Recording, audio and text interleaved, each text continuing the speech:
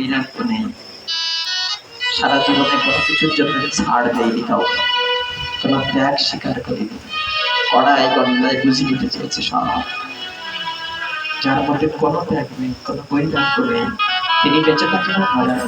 আরেকজন মারা বললেন কে?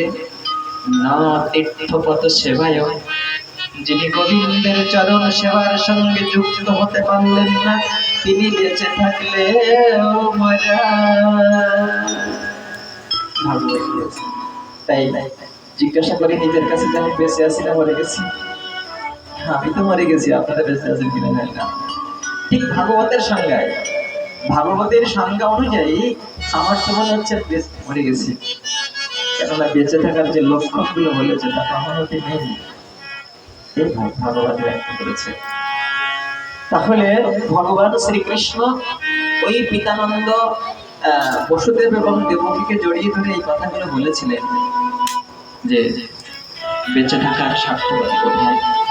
তারপরে তিনি বসুদেবকে রাজা করলেন, ওই বসুদেবকে কংস রাজা বন্দী করে রেখেছিলেন, তাকে রাজা করলেন, আর তিনি পরিচালনা করছিলেন একটা বিধ্বস্ত, যুদ্ধ বিধ্বস্ত রাজ্যকে কি করে আবার গড়ে তোলা যায়।